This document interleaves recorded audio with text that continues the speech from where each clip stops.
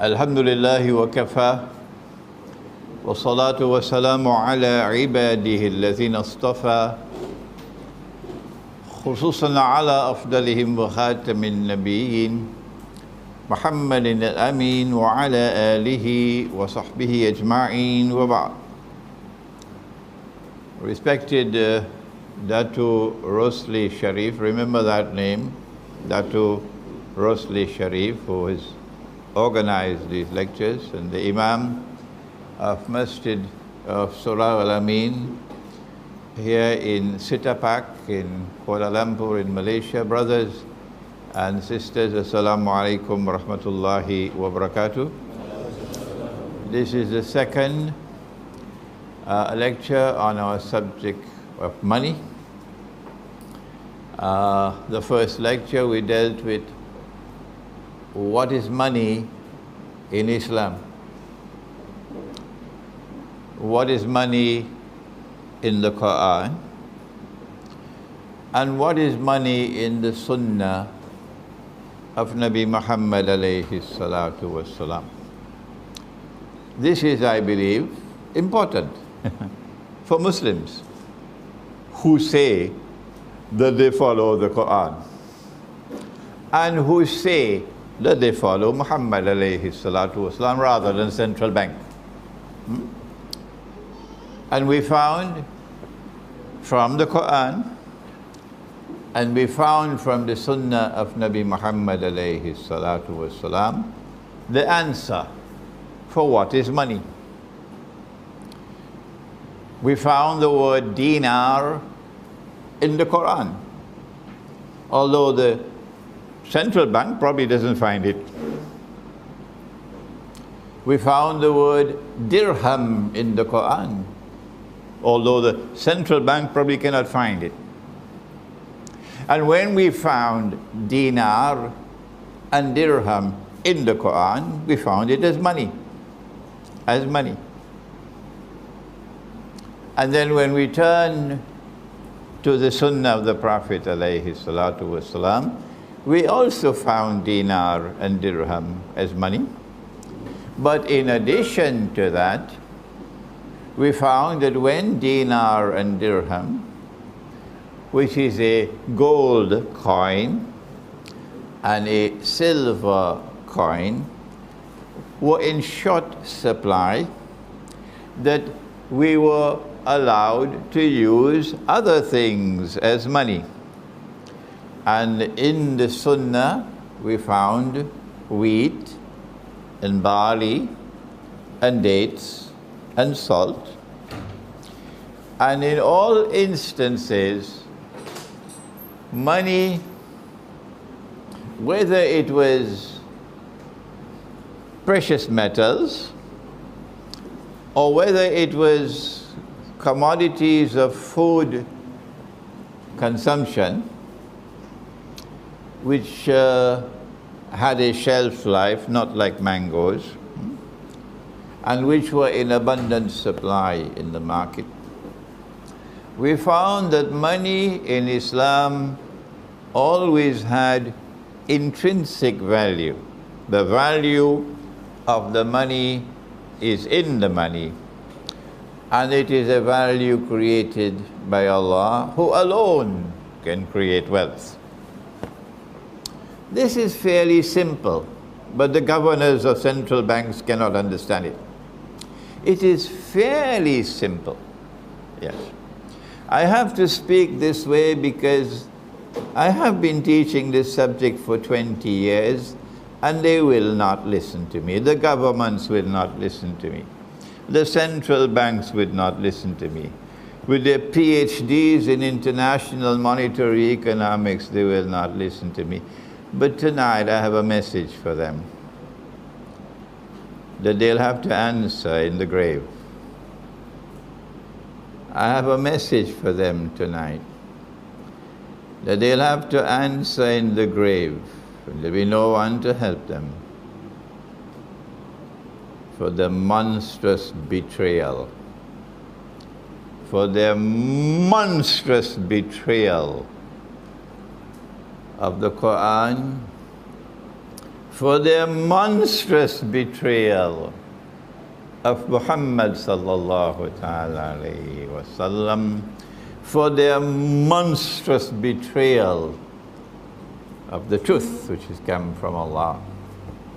In consequence of that monstrous betrayal, there is injustice in the world today all around. There is oppression in the world today all around. There is increasing poverty and destitution in the world today all around. And every drop of tears which fall, they'll have to answer in the grave. Not only will the governments have to answer, not only will the governors of the central banks have to answer, but you'll have to excuse me, I have to mention as well, the scholars of Islam will have to answer as well. And so tonight we have to give a warning to our learned and distinguished brothers, the scholars of Islam, the muftis, their excellencies, the muftis,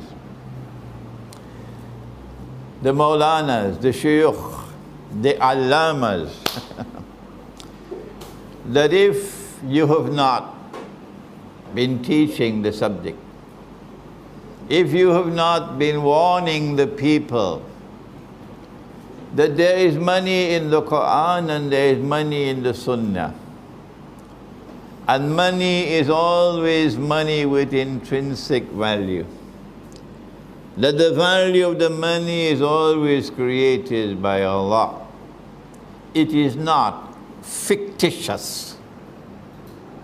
I don't know the Malay word for fictitious. Someone help me?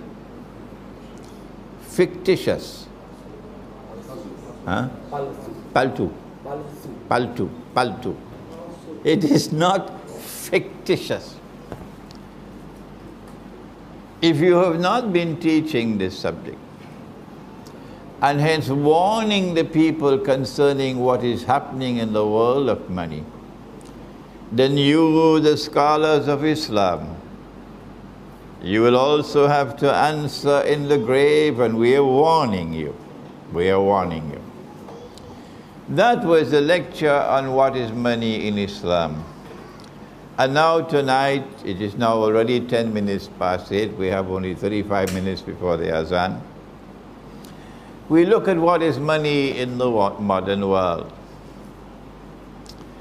The lecture is too important, so we'll have to stop for Salatul Isha. And I hope you will not abandon me and turn your backs on me and go back home. So we'll continue after the Salatul Isha. Promise me? Good.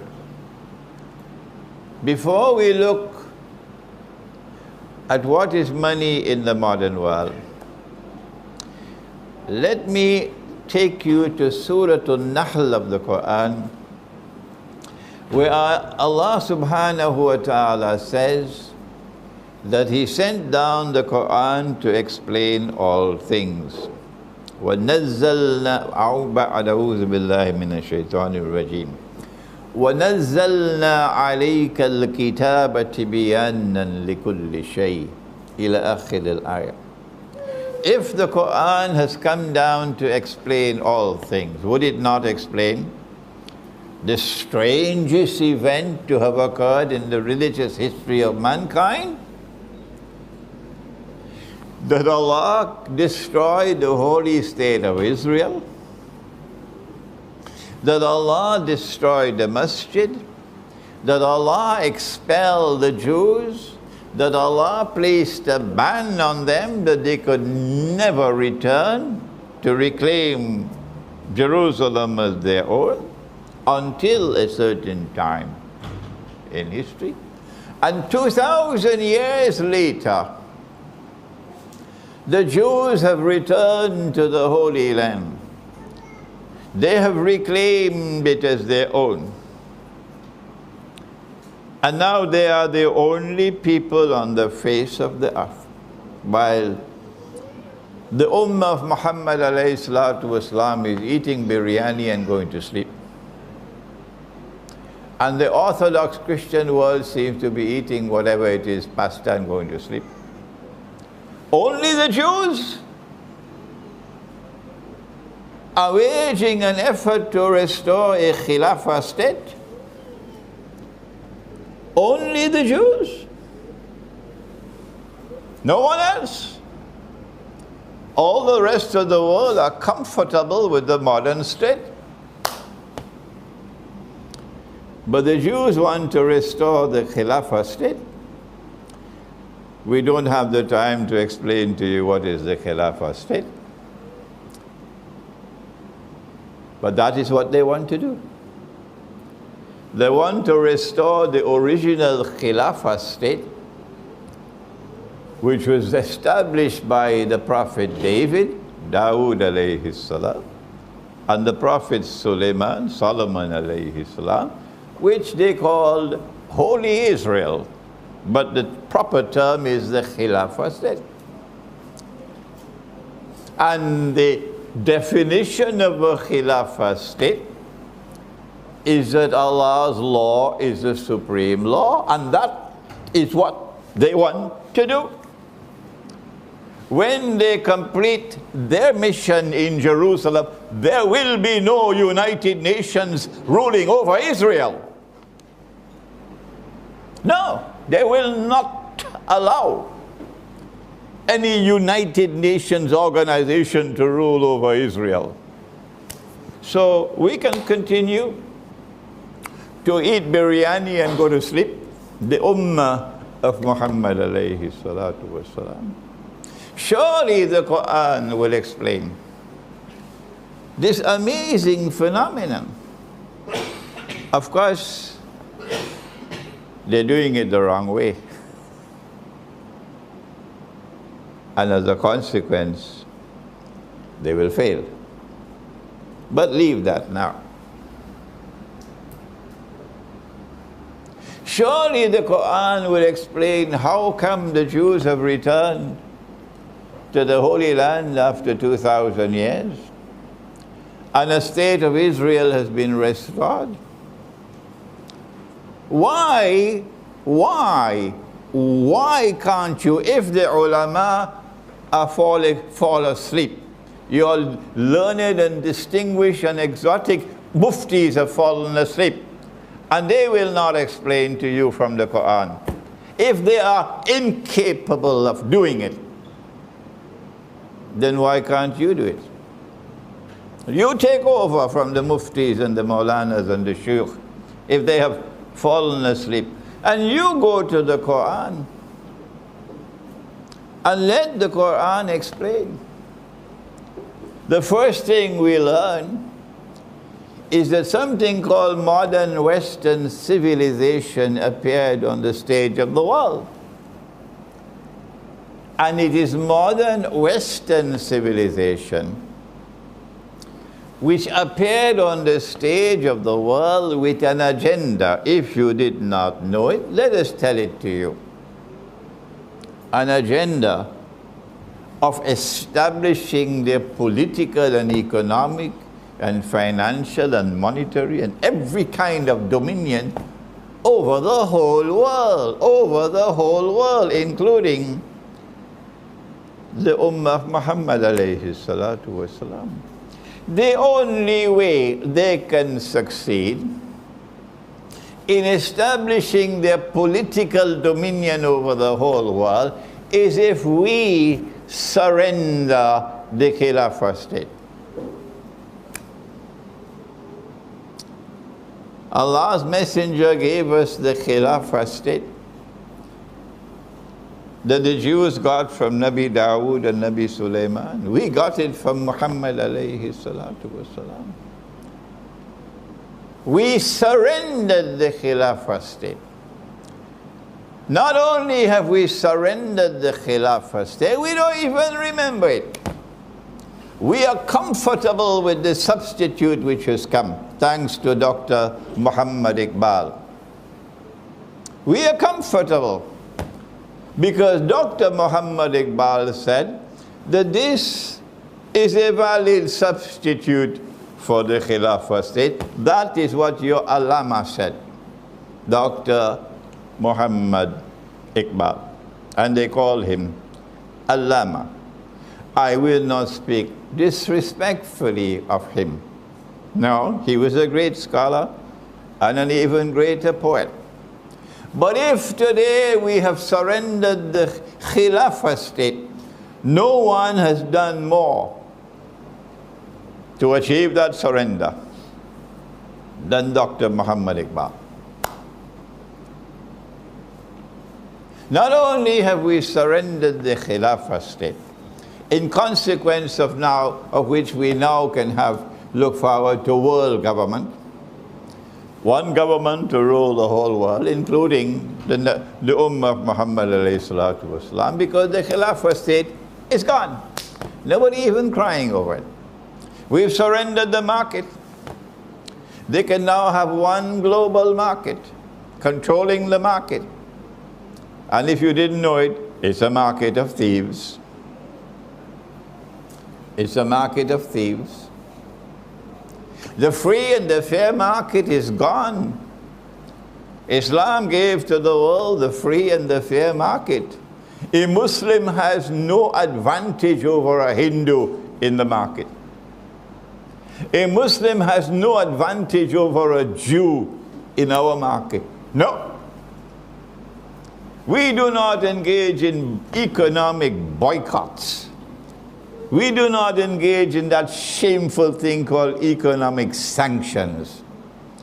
We do not use trade and business as a weapon, not in Islam. We say that business must be contracted or conducted illa an takuna tijaratan an taradim minkum. The beautiful language of the Quran. That in the conduct of business, there is mutual satisfaction.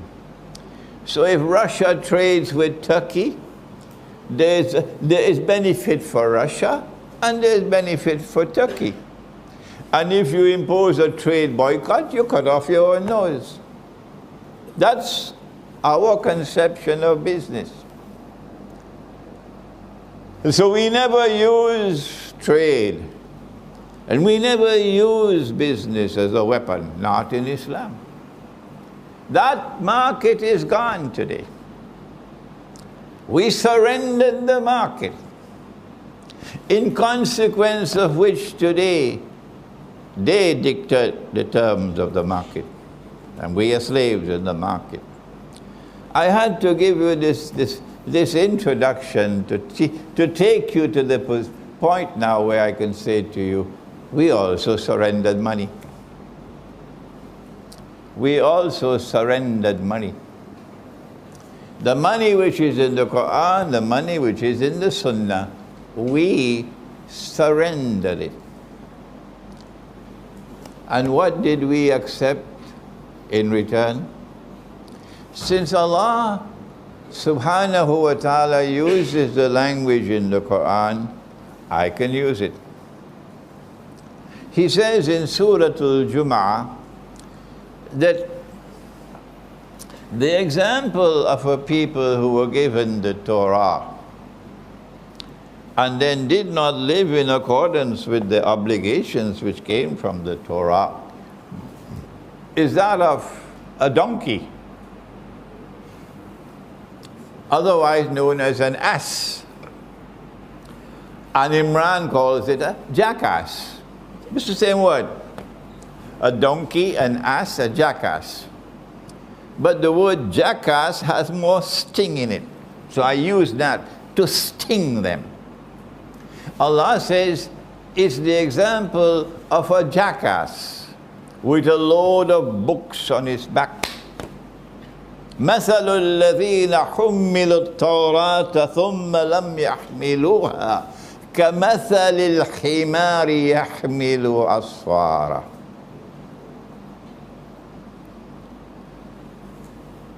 Yes, we surrendered money like a bunch of jackasses. And up to now, you cannot find a prominent scholar of Islam anywhere in the world who is prepared, who has the courage to stand up and say, that the substitute which has come is bogus, it's fraudulent, it's haram. What is that substitute? Before we introduce the substitute to you, let us explain to you one more time that modern Western civilization came on the stage of the world with a mission to establish its political and economic and monetary dominion over all of mankind, to rule the world. If you did not know that, I am telling it to you. Someone said it long before me, if you don't believe me. The eminent British historian, Arnold Toynbee, wrote a book entitled Civilization on Trial. It was published in the 1940s.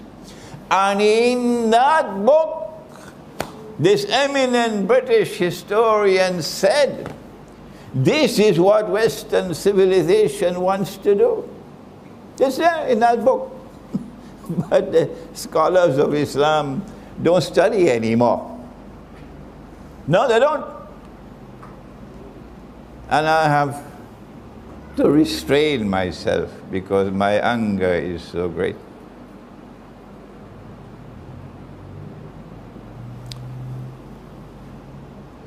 One of the ways in which they establish their rule over the world is to take away the Khilafah state from us, so they can establish their political dominion over us with the United Nations and so on. Another way in which they establish their rule over us is to take away money, which is halal, and replace it with another kind of money through which they can establish their control over the world. Their control today is so powerful. Their control over the world of money today is so powerful that even the most powerful states in the world are afraid that if you step out of line, they will destroy your money. They have a weapon. It's the most dangerous weapon ever created in human history, more powerful than nuclear weapons. It's called inflation. And if you step out of line, they destroy your money. Hugo Chavez, with greater courage and integrity than all of your leaders in the world of Islam, their excellencies, their majesties. Hugo Chavez, my neighbor, because I'm from Trinidad and Tobago, he's next door in Venezuela. Hugo Chavez, a Christian, not a Muslim. Hugo Chavez, with matchless courage and integrity, stepped out of line and challenged them. Today, the Venezuelan Bolivar is destroyed. Today, Venezuela has the highest rate of inflation in the world. And they do that to Venezuela to tell the rest of the world, you do what they did, this is what we'll do to you. And so the rest of the world have learned their lesson.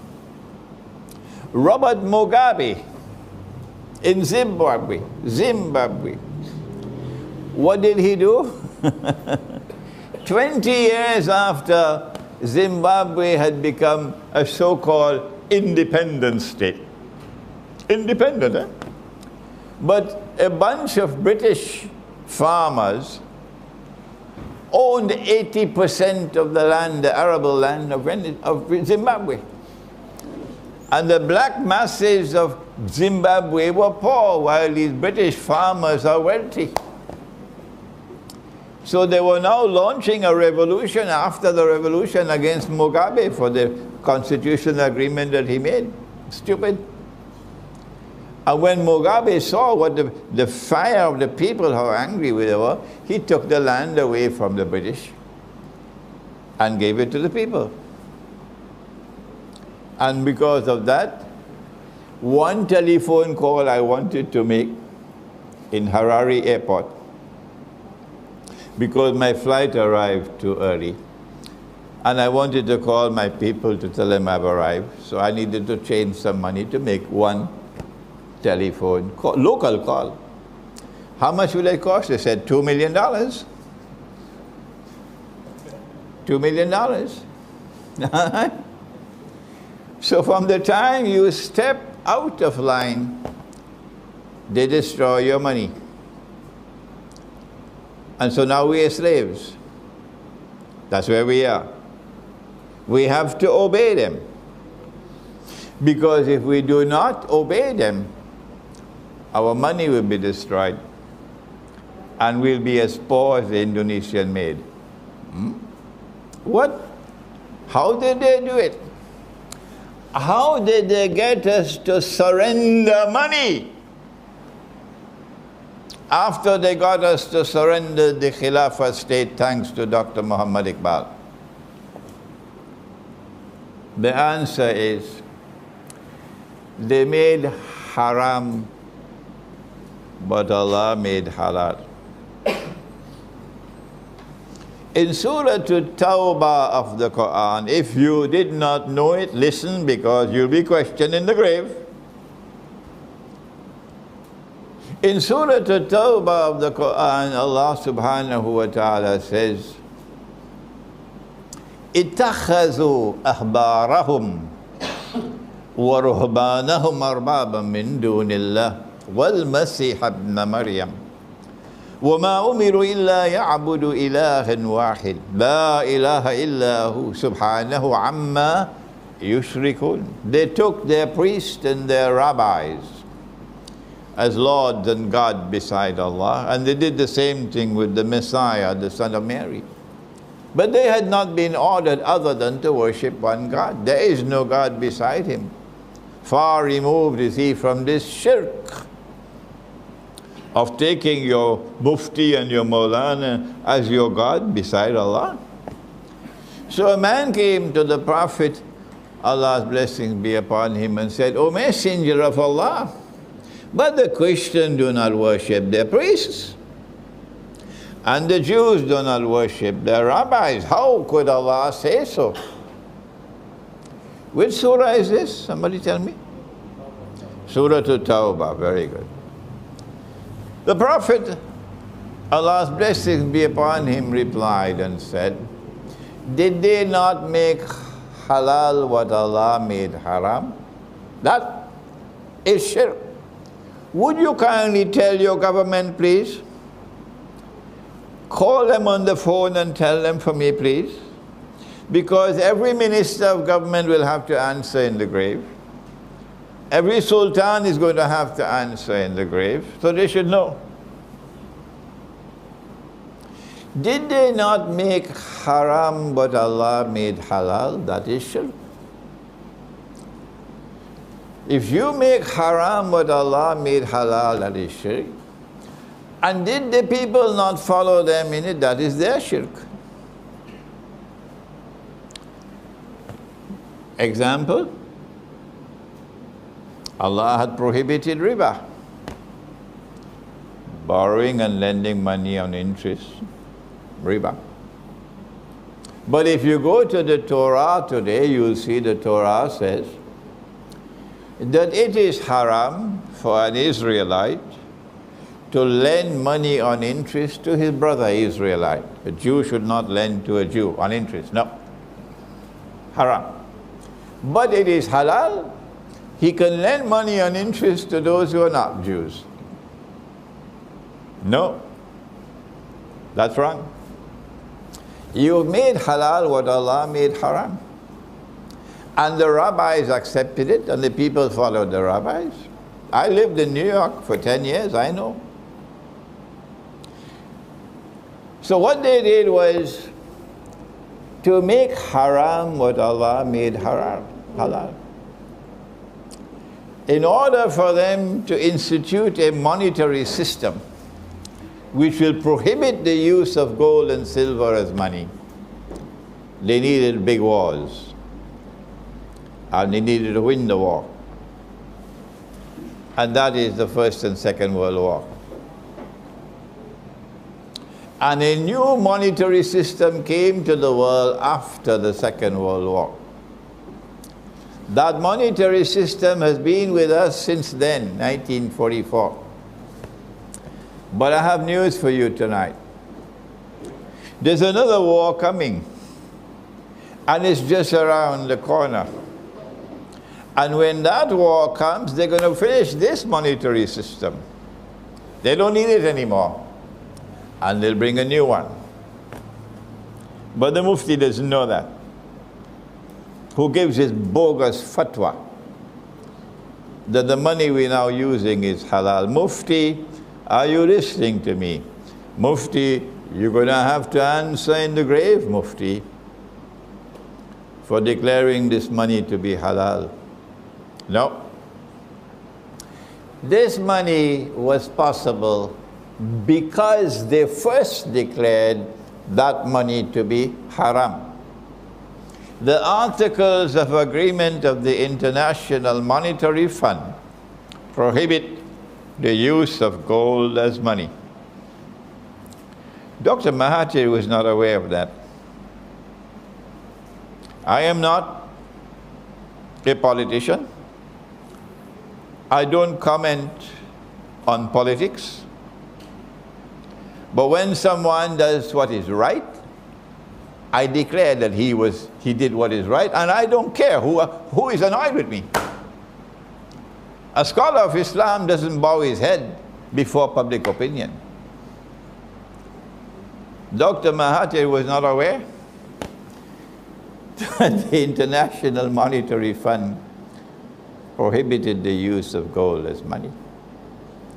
But Dr. Mahathir was able to recognize, as no one else recognized, that this was wrong. That this was wrong. That you cannot prohibit the use of gold as money. And Dr. Mahathir did what no one else did in the history of this country. Let me remind the Malaysian people, if they need to be reminded, that Dr. Mahathir did what no one else did ever did, and perhaps no one else will ever do. When I met him, I told him that. I said, you're the second one to do it. The first was General Charles de Gaulle. General Charles de Gaulle recognized that this was wrong, this was unjust. Bringing a new monetary system in the world, and in order for this bogus system to survive, you have to prohibit the use of gold as money. So Charles de Gaulle stood up in the French National Assembly in 1966. That's why the French people loved Charles de Gaulle. And he blasted them. In the French National Assembly, he blasted them.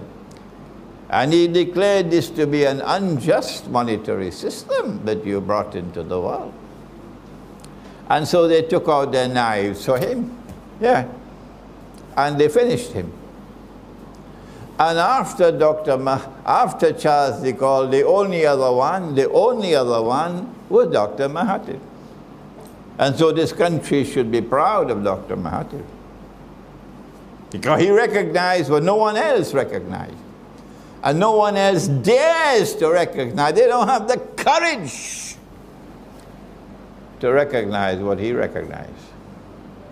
And tonight I have to give credit where credit is due, regardless of the price I have to pay.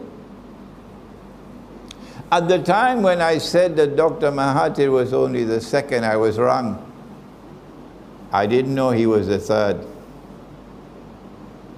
I didn't know that there was one before him.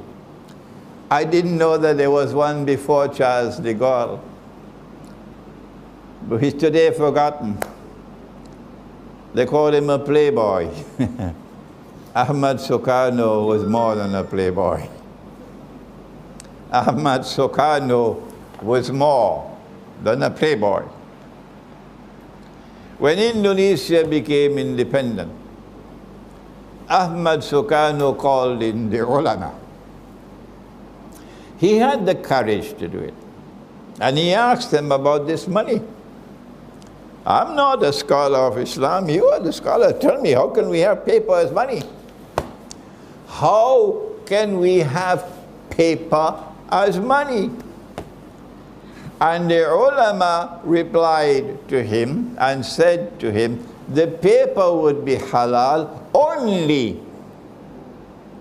if it is redeemable in gold. Meaning you could take the paper and get the gold at a fixed rate. So the paper will be like a check. So Ahmad Sukarno decided that the Indonesian rupiah would be redeemable in gold, and he fixed the rate. But the people who want to rule the world, they had made that haram. In the Articles of Agreement of the International Monetary Fund. So they had to launch a coup via a crooked man called Suharto to get rid of Sukarno. So there were three. And then long later came Najmuddin al-Bakan in Turkey.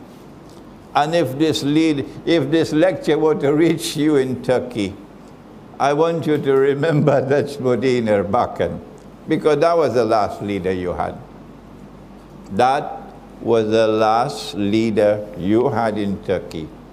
Because he put the gold dinar up in front of the people, and he said, this is money. Nobody dares to do that today. Nobody dares to do that today. In 1944, we have another 5 minutes before the Azan.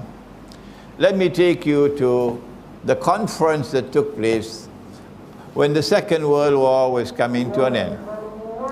Allahumma Jalla Jalaluhu.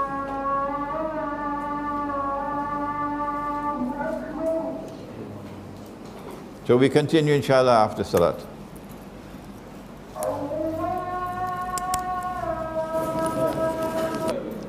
Bismillahi awwaluhu wa akhiruh.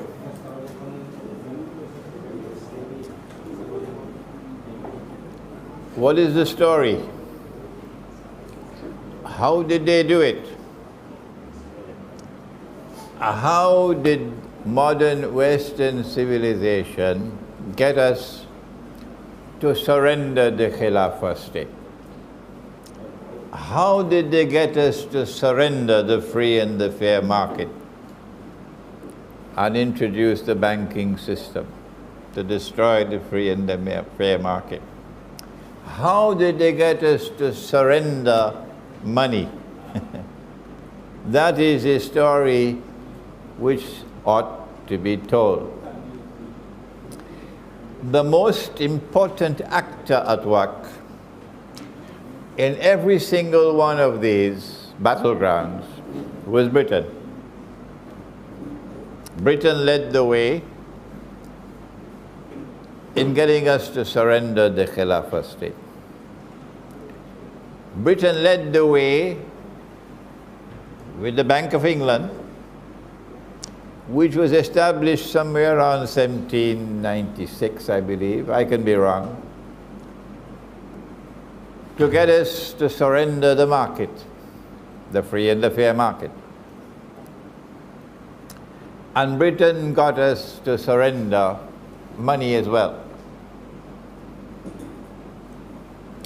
And so if you pledge your loyalty to Britain, you couldn't be serving Muhammad alayhi salatu wasalam. And that's what Muhammad Iqbal did. If the people of Pakistan and the people of India are not aware of it, I ask you to do your homework. Up to the day he died, Iqbal was a loyal subject of Britain, pledging his loyalty to the British Crown and the British government, yeah. Muhammad Ali Jinnah, the founder of Pakistan, was a loyal British, pledging his loyalty to the British Crown, to Britain. The All India Muslim League were all people who pledged their loyalty to Britain. Amongst the ulama, there were those who refused to do that, and they went to prison. But the people of India and Pakistan chose to abandon the scholars of Islam and to follow those who neither knew the Islam, the Quran, or were unaware that Allah had prohibited in the Quran their pledging their loyalty to Britain. They didn't even know it. And so he became Sir Muhammad Iqbal. I'm not disrespecting him tonight, because he was a great scholar and he's a great poet. But somebody has to set the record straight. If I do this in Pakistan, they'll arrest me. So it has to be done from outside of Pakistan. Somebody has to set the record straight. Britain played the most strategic role of all in every single one of these battlegrounds. And yet the founders of Pakistan pledged their loyalty to Britain. And yet I must believe that you are serving the mission of Islam? What a joke. What a joke. What Britain did was what the banking system is now doing. The bank has so much money, that's all, but the bank lends 10 times more. It's called fractional reserve banking. It is unjust. It is a system of legalized theft, and you should have your hand cut off for that. But they established the Bank of England to become the big thief of all. And so the sterling pound is riding high. Britain can lend. Britain can become the money lender of the world. Because Britain has so much gold, but Britain is lending so much paper. And all that you have to do is get off what is known as the gold standard, and then you can print the paper. So that's how it started. With paper, which is no longer redeemable in gold, and the bank issuing more paper than you have gold. The sterling pound used to be a gold coin. And then one Sunday morning, perhaps while they were in church, it became paper. And so you have a monetary system now emerging in the world in which the British pound is the supreme currency, the international currency. And Britain becomes the money lender of the world. And Britain is becoming richer and richer. Whoever owns a bank is very rich. Why? Because you can make money out of thin air. And they call it fractional reserve banking. But the real story that we have to tell, and somebody should teach this story to the scholars of Islam, the ulama, because they don't know it. The real story doesn't begin with the Bank of England. The real story begins after the Second World War was coming to an end, when they came together in an international conference in a place called Bretton Woods in upstate New York. And the leader of the British delegation was a very famous economist called John Maynard Keynes. And Britain went to the conference as, you know, His Imperial Majesty, hoping that they'll be able to salvage something for the sterling pound. But the time had come for Pax Britannica to go. And the time had come for Pax Americana to replace Pax Britannica. Because in the Quran, in Surah Al-Mursalat, Allah subhanahu wa ta'ala had said something, but we didn't catch it. Now, He said, Intaliku ila zillin ذي ثلاث شعب. Proceed now. Let the historical process now proceed to a shadow which will now descend upon the world, a shadow. And this shadow will emerge in three stages, When Imran gives his opinion in interpreting the Quran or interpreting the Hadith, I beg of you never, never, never to accept my opinion. I can't do more than that, can I? Please tell that to my critics for me, please. Never accept my opinion unless and until you are convinced that I am correct. That's the way I was with my teacher. And that's the way I want you to be with me. So if I make a mistake and you continue to perpetuate that mistake, what kind of student you are? But if you correct your teacher, mashallah, may Allah bless such a student. So if I correct Dr. Muhammad Iqbal, I'm not doing anything disrespectful. Please understand that. I say that the three shadows represent the world order of Britain, Pax Britannica, in which the sterling pound now controls the world of money. And then Pax Americana, which replaced Pax Britannica. And then the US dollar replaces the sterling pound. And now we have arrived at that moment in the historical process when I, as a student of international relations, that's what I am, I recognize that the United States is now in irreversible decline. You don't have to believe me. Check it out. There's a great war coming because that's what they use. They use big wars to bring about fundamental change. And that a new actor will come to replace Pax Americana. I recognize it as Pax Judaica because their objective is to establish what we call the Khilafah state. That's what they want to do. But they're going about it the wrong way. And therefore that a new monetary system will replace the existing monetary system. So goodbye to the US dollar. And when the US dollar goes, the euro will also go. Yeah. And the entire system is based on the dollar. Your ringgit does not have any legs on which to stand. I'm sorry to tell you that. I'm sorry to tell you that. Your ringgit has no legs on which to stand.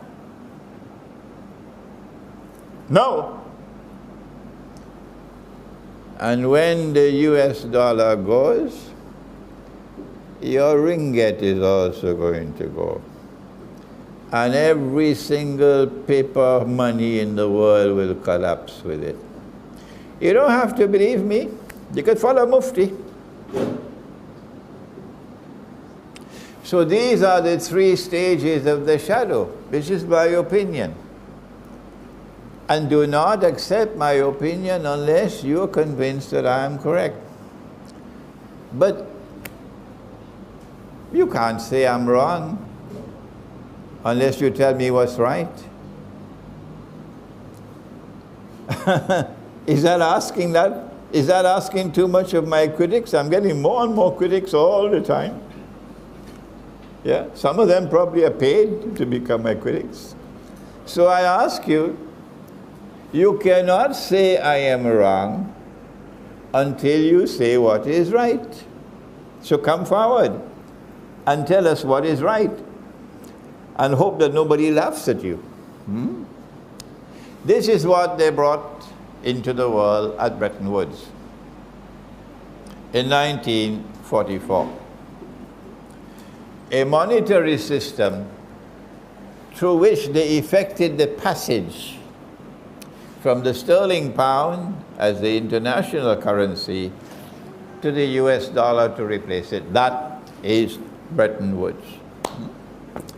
From Bretton Woods came the International Monetary Fund and the World Bank. And these two, Bretton Woods and the IMF, brought into being a monetary system which we have to explain to you briefly. 40 years ago, when I was in the classroom, listening to this for the first time, I am a student of philosophy. I did my master's degree in philosophy. And I'm a student of Islam at an Institute of Islamic Studies. And now I'm in the classroom of international relations, and I'm listening to international monetary economics for the first time in my life. And I'm hearing these strange things. That paper will now replace gold. However, in this world of paper, one paper is chosen to be redeemable in gold. But why not the Pakistani rupee? Why does it have to be the US dollar? Dr. Mahathir asked himself the same question. Yes. There's something wrong here, something fishy going on here. That the US dollar is going to be, it will be an advantageous thing to be the US dollar. Something is fishy going on here. That's what Dr. Mahathir thought. That's why he studied the subject and then he blasted the system as bogus and unjust. That's what he did, Dr. Mahathir, before he retired. Only the US dollar would be redeemable in gold, meaning you could convert US dollars to gold. That's the meaning of the word, redeemable. But what about all the rest of the paper? Where is the Ummah of Muhammad alayhi salatu wasalam? The Ummah of Muhammad alayhi salatu wasalam now is a slave to the US dollar. Really? Is that what we did? You will not know the value of any paper currency in the world of Islam except in its relationship to His Majesty the US dollar. Is that where the Ummah of Muhammad alayhi salatu wasalam has gone today? What is the value of the Pakistani rupee? Oh, so many rupees to the dollar. What is the value of the ringgit? So many ringgits to the dollar. Something fishy going on here. So all of these paper money which have no redeemability in gold are all bogus and fraudulent and haram. All. And the ulama in Indonesia in the late 40s, when Indonesia became independent, they recognized it. Or was it 50s? Yeah. The ulama in Indonesia recognized it. So what about the rest of the world? Oh, the US dollar, however, has a fig leaf to hide its shame, because at Bretton Woods they decided the US dollar would be redeemable in gold. And they fixed the price at $35 for 1 ounce of gold. Before this, the US dollar was redeemable at $20 an ounce of gold. $20 an ounce of gold. And then the US government, with the aid of the Federal Reserve Bank, which had just been established, did a rip-off of the American people. I have to tell you the story. They announced that it is now illegal to use gold as money in the United States. It is illegal to keep gold in your home. You could keep jewelry, but not gold as money.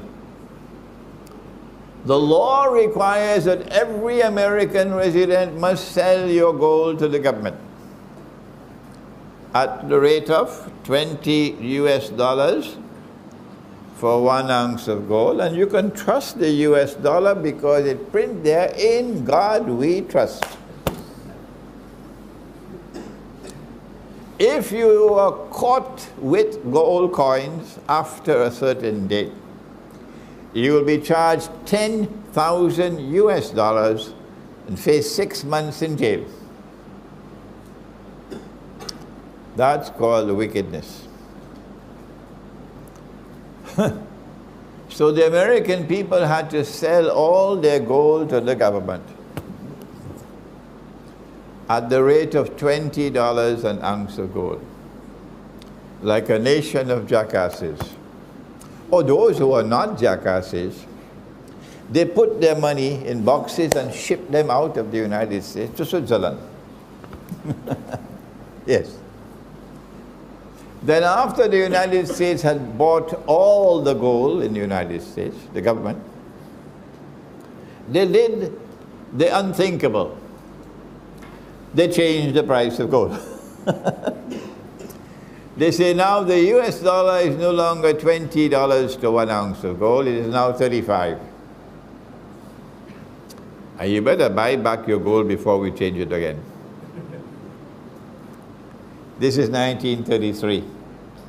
And the American people had to rush to buy back their gold at $35 an ounce, and in the process, Uncle Sam ended up with 40-something% of all the gold in the United States, free of charge. You know, if you buy a gun, before you actually use the gun in battle, you'll want to test it. To go on a shooting range and you trial run. What happened in 1933 was trial run by the Federal Reserve to see if the system will work. That by changing the value of the paper, bring it down lower from what it was, is sometimes called devaluation. Devaluation. But in the process, of course, Mufti doesn't know the subject, and the governor of the central bank doesn't know the subject. Call them on the phone, please, and tell them. When the value of the paper fell from 20 to 35, there was a massive transfer of wealth from the American people to the government. 40-something% of the gold was transferred. This was done at a national scale to test the system before it starts operating internationally, before it starts operating around the world. So now can you hear? If you have ears, you can hear. It's like a vacuum that you use to clean the carpet. A vacuum, a suction pump. Can you hear the suction pump? As the value of the paper money falls, like a suction pump, the wealth of the Algerian people is being suctioned off. We have some Algerians here tonight, one from Britain, one from Germany, how many other Algerians we don't know. The Algerian dinar is now at about 105 or 106 dinars to 1 US dollar.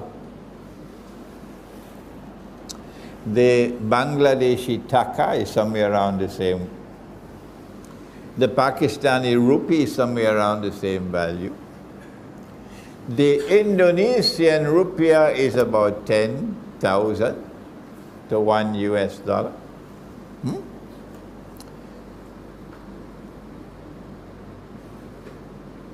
And as a consequence, during this period of time, while the ulama of Islam, let me restrain myself and restrain my language that I don't be impolite.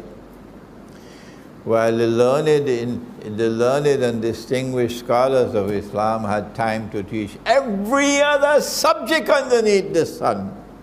That's what they do. From 1944 until today, the suction pump has been at work, sucking the wealth of our people, making our people poorer and poorer while they become richer and richer. And so you used to have something called the proud Ottoman army. Turkey was the Ottoman Empire was a great Islamic empire. And we were proud of the Ottoman army. Well, guess what? The people who used to serve in the Ottoman army, killing the innocent Christians, killing the innocent Orthodox Christians, that's what they're paid to do.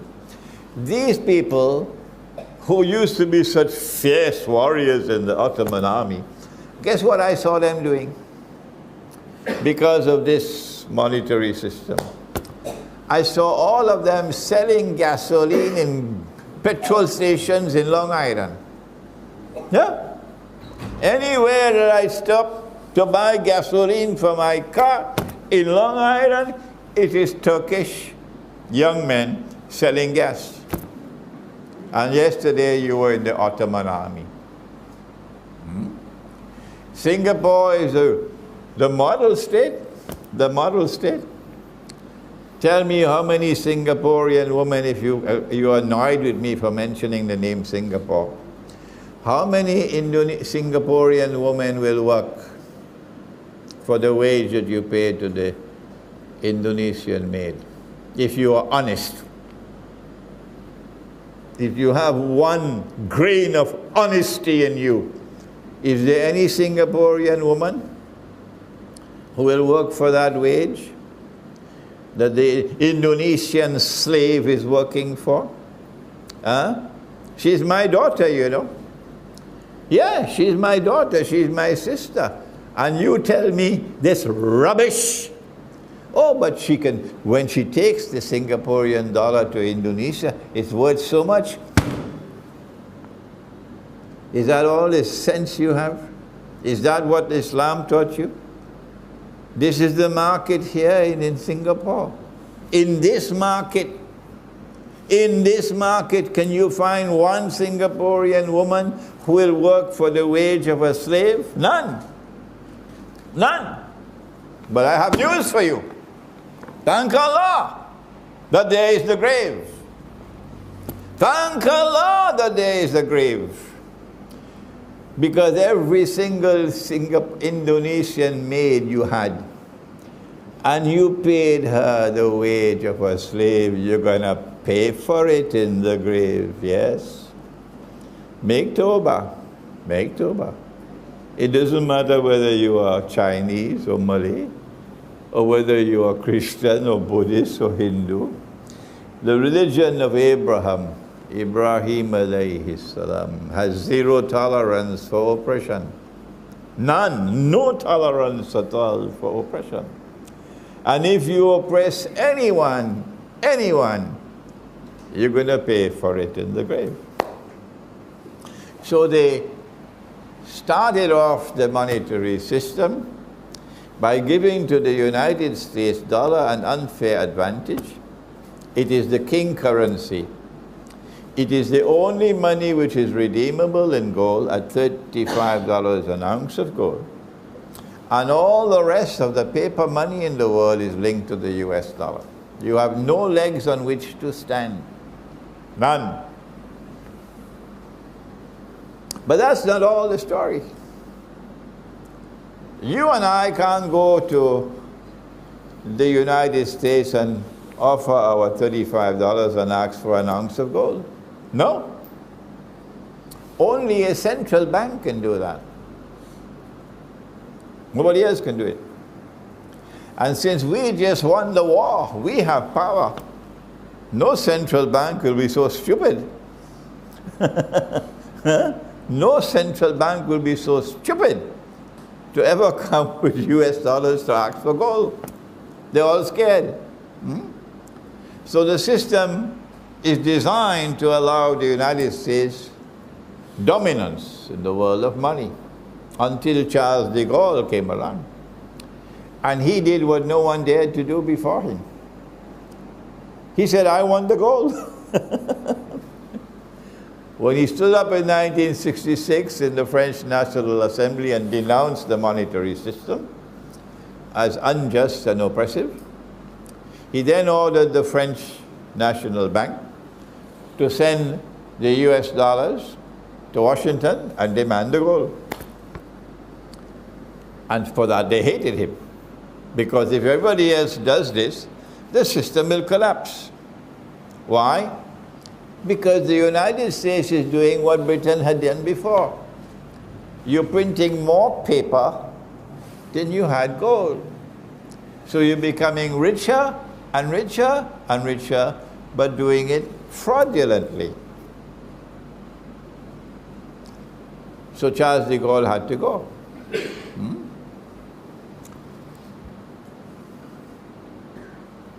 The system is no longer even 1% halal.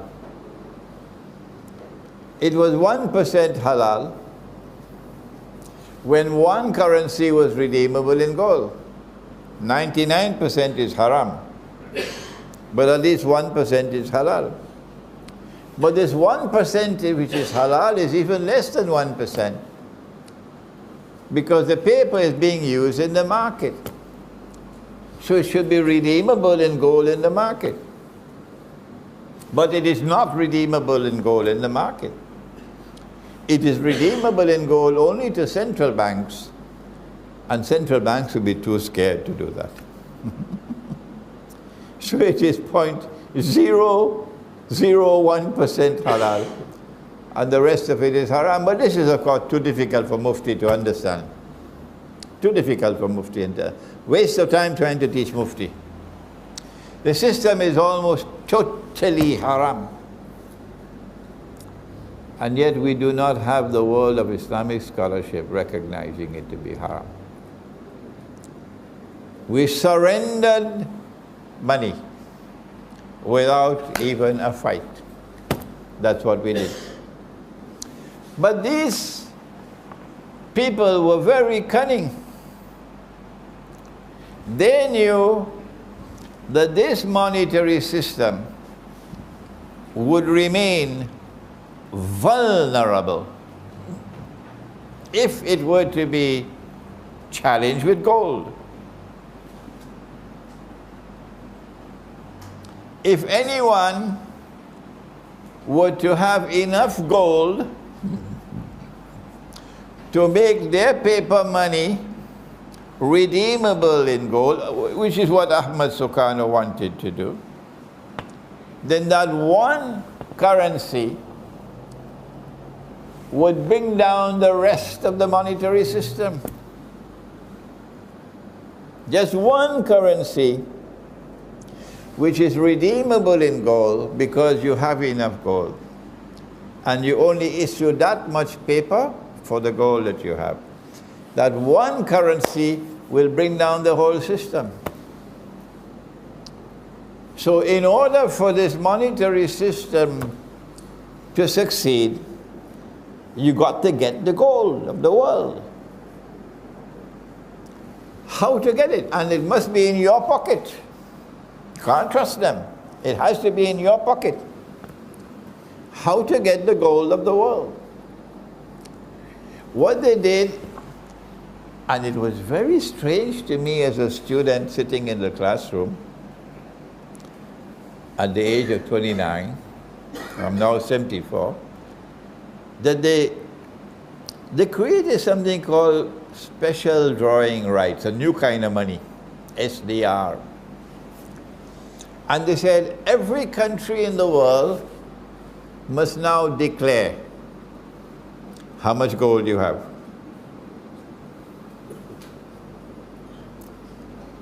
Meaning gold reserve, not jewelry, gold.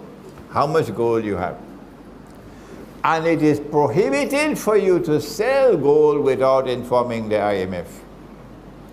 If we ever catch you selling gold or buying gold without informing the IMF, the consequences will be terrible for you.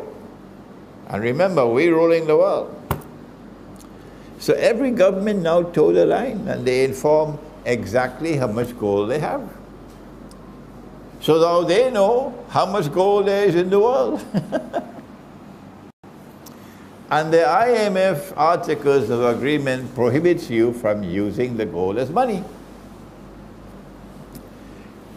Number two, you have to take 25% of your gold and send it to Washington.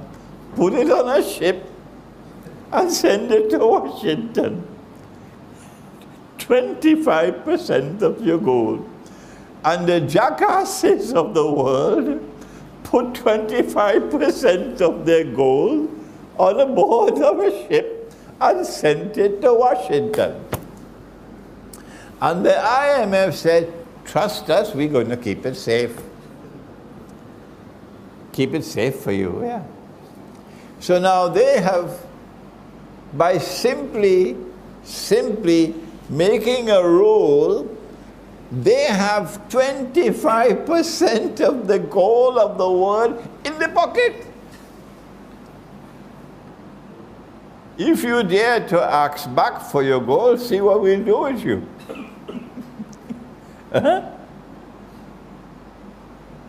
Okay. So what about the other 75% now? What are you going to do with your gold?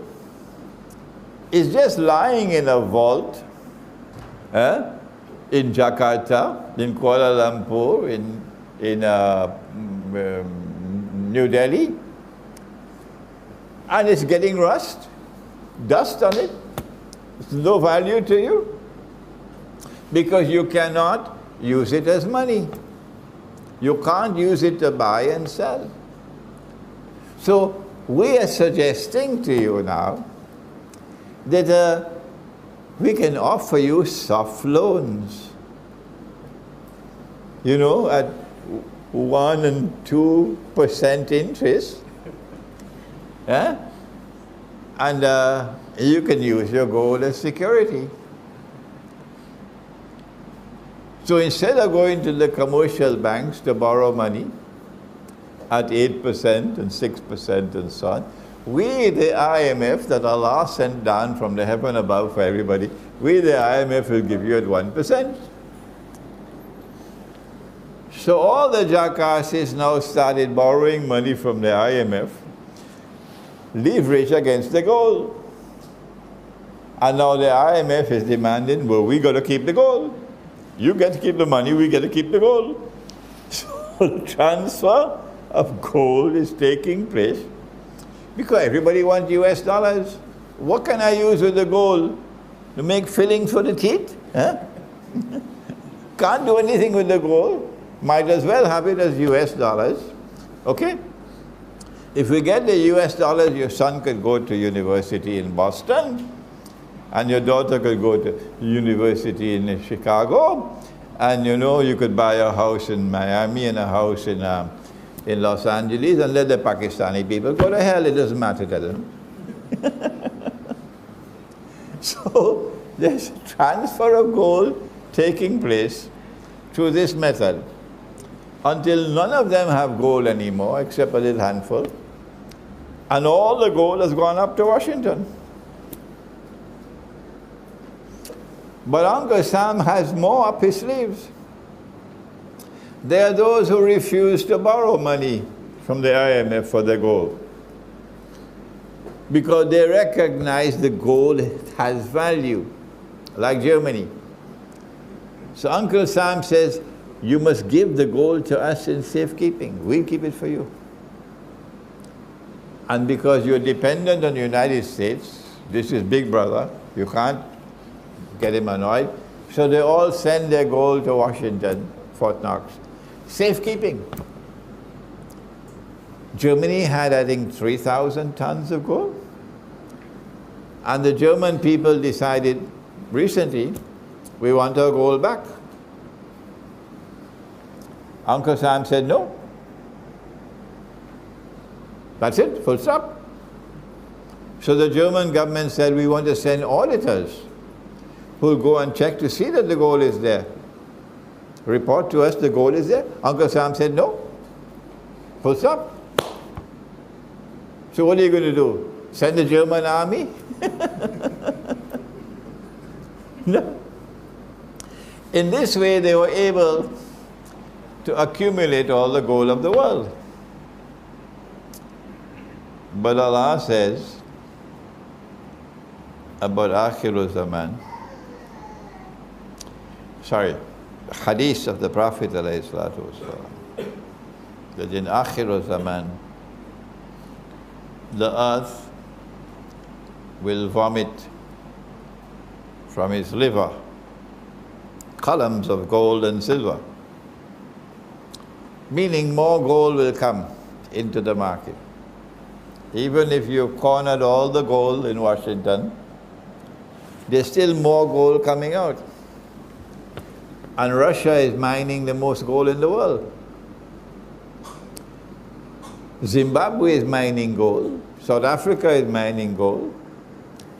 And what are you going to do with all this gold coming into the market? The answer, you got to manipulate the price of gold. So the price of gold will not be determined by market forces of demand and supply. But in London, in the one particular corner of London, they will fix the price of gold.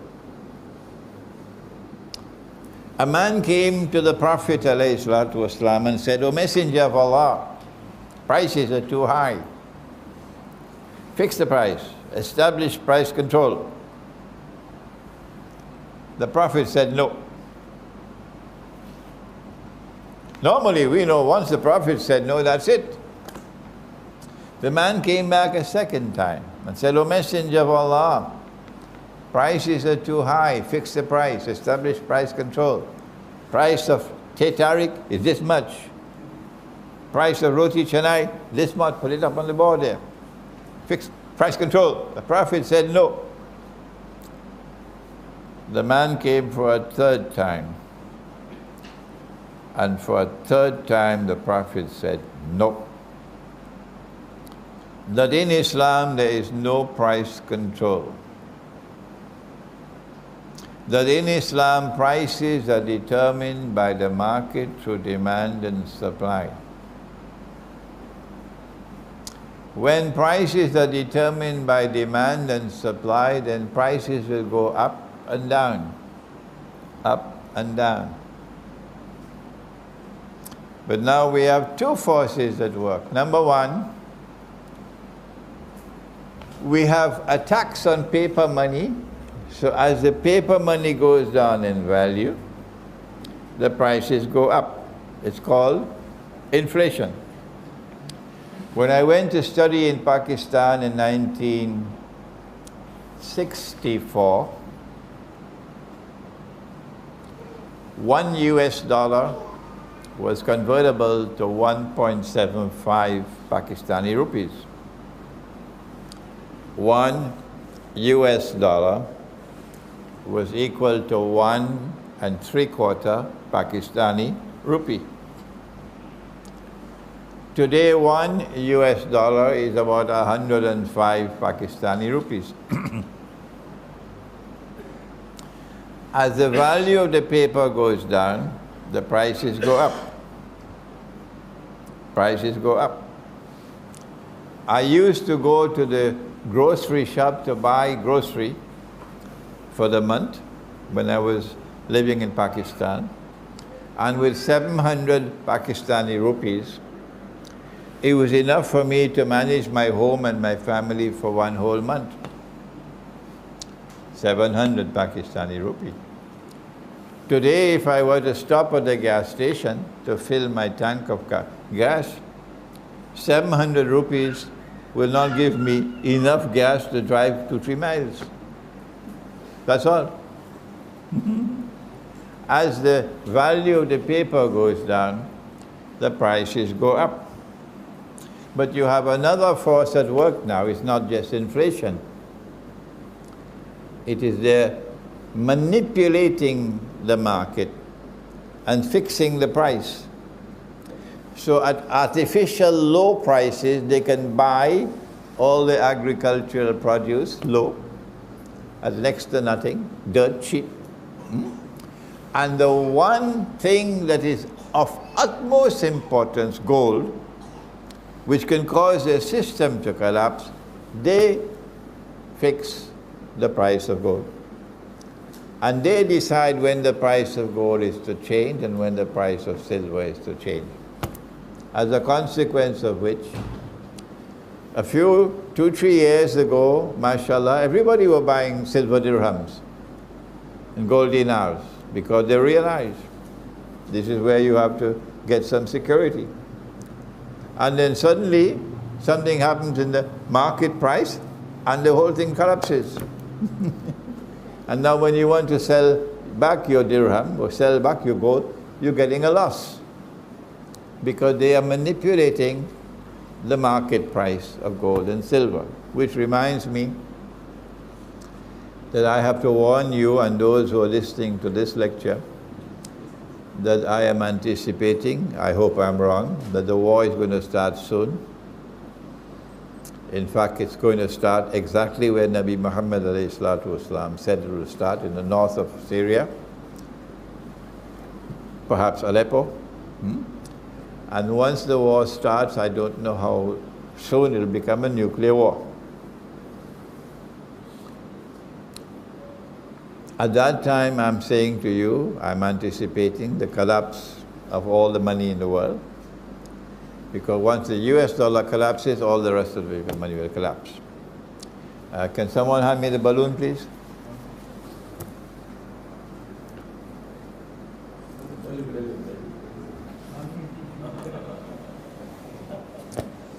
We brought a balloon today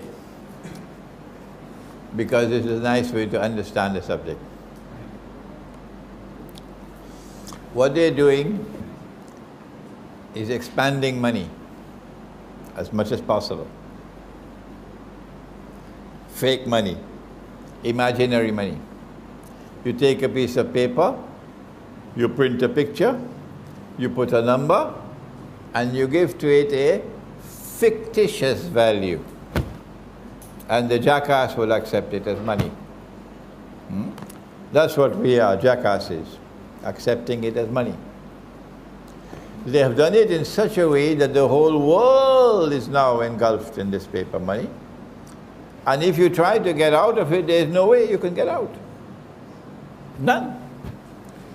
So since Allah says in Surah Al-Taghabun, "Ittaqu Allaha mastata'tum," fear Allah to the extent that you have capacity to do so, it means that we have to try to get out of the system to the extent that we have capacity to do so.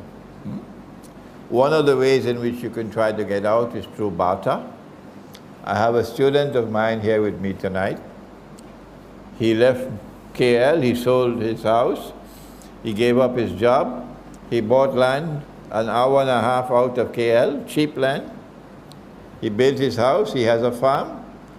MashaAllah. I went there, it's absolutely beautiful. He has goats, he has ducks, he has chicken. He's planting date palms. He's planting food crops. He has a pond for fish farming. And he has 3 horses. And he's done that right here, about an hour and a half out of KL. So when I went to him, I took some of my books. He wanted some of my books. I said, okay, let's do barter. Barter. You have a goat, and I have the books. I want you to barter to me your goat at the market price. Whatever the market price of the goat. But my books, I'm going to sell you at a discount. He said, no, that's not fair. I said, no, you're buying these books because you want the knowledge to reach the people. So I'm going to give you a discount, but you don't give me any discount. So we did barter. In the last lecture we had, Dr. Rosli had 5 kilograms of rice. And he was selling his 5 kilograms of rice for 1 dirham. You can do that. The police never came and arrested him. He's still here with us. Check him out. Yeah? He was selling his 5 kilograms of rice for 1 dirham.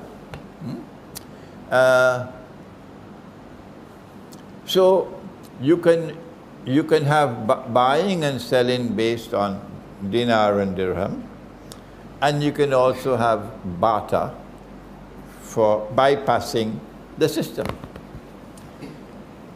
The system is like a balloon,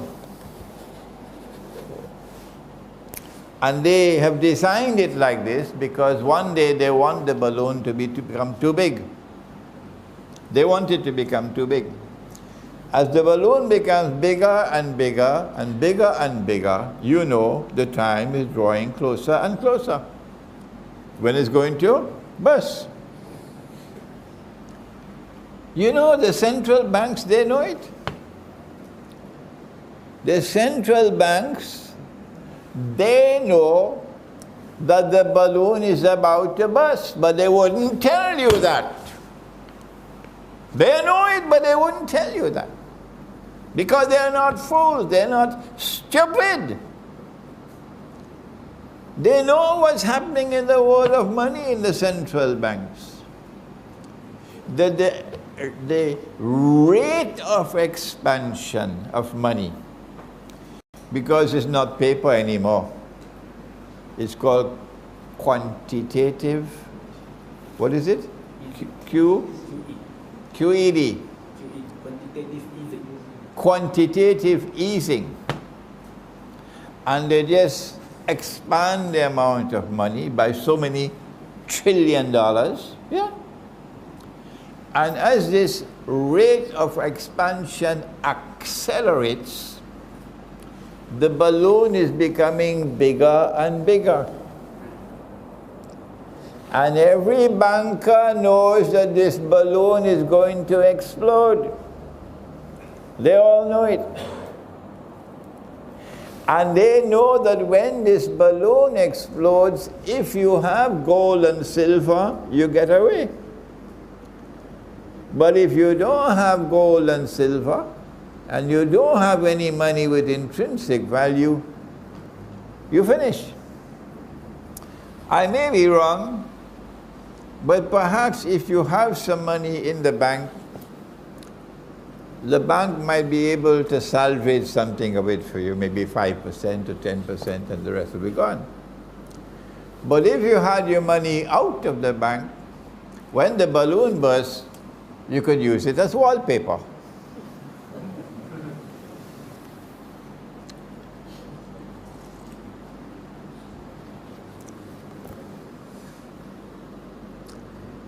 Is the balloon about to burst? And what's going to happen when the balloon bursts? I have to leave Bretton Woods. I have to leave the International Monetary Fund. And I have to take you now to 1971. And I have to take you to the hadith, the prophecy of Nabi Muhammad alayhi salatu wasalam, which is in Sahih Bukhari. The Prophet said, sallallahu ta'ala alayhi wasallam, that the river Euphrates will uncover a mountain of gold. And those of you who have been listening to me are all already familiar with the hadith and my interpretation, so I can be rapid now. The river Euphrates will uncover a mountain of gold, and people will fight for that gold. And 99 out of every 100 who fight for the gold will be killed. And each one will say, I'll be the one who will survive, but the Muslims must not touch that gold. Number one, no war in human history, no war has killed 99% of combatants. So this has to be a unique war in human history. Secondly, it has to be a war using weapons of mass destruction. Normal weapons cannot kill 99%, no. With weapons of mass destruction, the one that we are accustomed to now is nuclear weapons and thermonuclear weapons. What else there is, I don't know. So this appears to be the malhama that the Prophet ﷺ spoke about, and in Christian eschatology it's called Armageddon. I'm being rapid now. What about the mountain of gold? Can a mountain of the metal come out from underneath a river? Is this muhkam, something to be understood literally? Or is it mutashabiha, something to be interpreted? The Salafi methodology is that only Allah and His Messenger and the early Muslims are authorized to offer an interpretation. So the Salafi, and I'm not being disrespectful to them, so they should not be annoyed with me. I don't have any boxing gloves on. The Salafi methodology will be, you got to sit down and wait for the mountain of the metal to come out from underneath the river, because there is no interpretation given. But we say no. If you want to sit down and wait, you can wait. We have understood this to be mutashabiha, and we say we have the right to interpret. When we interpret, however, we must always say Allah knows best, because we can be right, we can be wrong. We say that something underneath the river in a vast quantity, symbolized by a mountain, is one day destined to function as gold, and it's oil. That one day oil will function as gold. And that the monetary system, which will be based on oil functioning as gold, is one day going to be challenged. And that challenge is going to lead to the malhama, or the Great War, Armageddon, in which 99 out of every 100 will be killed. Has the prophecy been fulfilled? Is oil functioning as gold? Because of my training in Islamic study and also my training in international relations, and I thank Allah for that, the normal scholar of Islam doesn't get this chance. I was able to recognize and to interpret this hadith several years ago. I said that in 1971, when Charles de Gaulle had already died, but the French government continued his policy, and France demanded from the United States certain amount of dollars to be redeemed in gold, I don't know, 3 billion or so. Richard Nixon realized that this is now too dangerous, and he decided to scrap Bretton Woods and scrap the IMF. United States had an obligation, a legal obligation under international law, to redeem the dollars for gold. The United States says, we gave our word, but we don't have to keep our word. That's what they did. And yet everybody wanted a US visa. So they took the agreement and they tore it up. And so from September 1971, even the 0.001% that was a system that was halal was finished. The US dollar is no longer redeemable in gold. As soon as that announcement was made, the US dollar started to lose value. It was $35 an ounce until September 71, and then it started to drop until it reached 40. Between September 1971 and the Arab-Israeli War of 1973, the US dollar was in no man's land. If it was attacked, the whole system could collapse because it's not backed by anything. So in 1973, the Zionists were able to pull it off. The biggest victory they've achieved since Adam alayhi salam set foot on earth was in 1973. When the war between the Arabs and Israel took place, and the Zionists were on both sides of the war. They were on the side of Israel, and they were on the side of Anwar Sadat as well. The Soviet Union was supposed to be a great friend of the Arab, but the Soviet Union was created by the Zionists. Yeah. And the Soviet Union was serving the Zionist cause, although there's reason to believe that perhaps Stalin was a little bit different, but that is another story. When the war took place, they knew that there would be an Arab boycott. Faisal had warned that he's going to institute an Arab oil boycott. They wanted the oil boycott to take place. When Saudi Arabia instituted the oil boycott, the US dollar collapsed by 400%. That never happened in history before. From $40 an ounce of gold, it fell to $160 by 400%. And the price of oil rose from $3 a barrel to $12 by 400%. Suddenly the Arabs are rich. They're reaping money, 400% richer.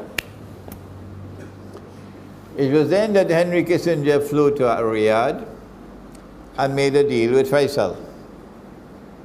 And this is the deal. That if you will sell your oil for only US dollars, we tell you what you're getting now is peanuts to what you're going to get in the future. Whatever else there was in the agreement, secret, I don't know. But Faisal fell for it because Faisal didn't have any scholarship. And the Arabs began to sell their oil for only US dollars.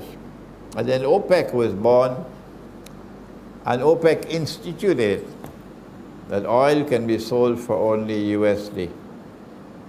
Even if you have gold dinars, you still can't buy oil, only with USD. When that agreement was struck, an ocean of oil began to function as a mountain of gold, and the petrodollar was born.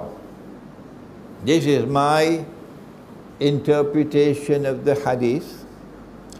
I've given this interpretation now for several years. I can't get one scholar to come forward and stand with me. So mine is still a lonely voice crying in the wilderness. But as I said, you should not accept my interpretation unless you're convinced it's correct. What has happened over the last few years is that more and more people are convinced that I am correct. And my critics are biting their fingernails in frustration, because what I'm saying explains the world. And their scholars can't do it. If Imran Hosein is wrong, well then tell us what is right. So we got a petrodollar monetary system now, which has replaced the Bretton Woods monetary system. Is the mountain of gold being threatened? Are they about to fight for the gold? Yes. Yes. Russia emerged from 60 or 70 years of communist rule that the Zionists had imposed upon Russia to destroy the Christian foundations of Russian society. If you can't understand that in Bosnia, go home and do your homework before you criticize Imran. If you can't understand that in Albania and Macedonia, go and do your homework before you criticize Imran. Russia was attacked. That's what they did, to destroy the Christian foundations of Russian society with communism and the Soviet Union. And then what was written came to pass. And Russia emerged from communism and the Soviet Union to recover its Christian heart and soul. And as Russia has recovered its Christianity, not Western Christianity, Orthodox Christianity, as Russia has recovered its Christian heart and soul, Russia is challenging them. Russia is a nuclear power. Pakistan is a nuclear power. Malaysia can't challenge them. Indonesia can't challenge them. Algeria cannot challenge them. But Russia can. And Russia took the lead. And China, you can say what you want about China, but China stood up with Russia. And then India joined them, and South Africa and Brazil, and BRICS was born, of 5 countries. And these 5 countries, under Russian leadership, they're now challenging the petrodollar monetary system. That's what's happening.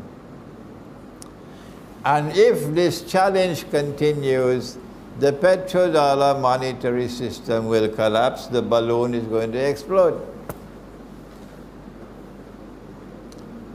So that's why the war with Russia is inevitable. Because it is in the Hadith, it is in Sahih Bukhari, it will take place. When the war does take place, 99 out of every 100 will be killed. But the Muslims must not touch that goal. What is the world going to be like after the Malhama? How should we respond when our scholars have betrayed us? I have to restrain myself from my anger.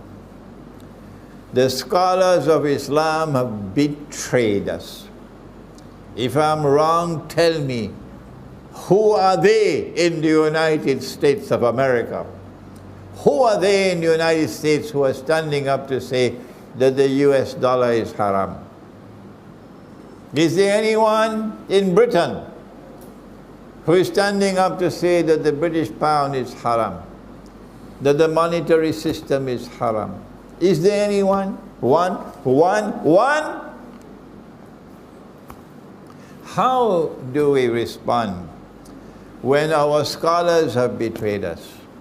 Let me end with the prophecy of Prophet Muhammad alayhi salatu wasalam. I know only one scholar who was courageous enough to quote this hadith. And may Allah have mercy on his soul, who was Pakistani, Dr. Israr Ahmad, rahimahullah. Nobody else quotes this hadith. Sahih hadith.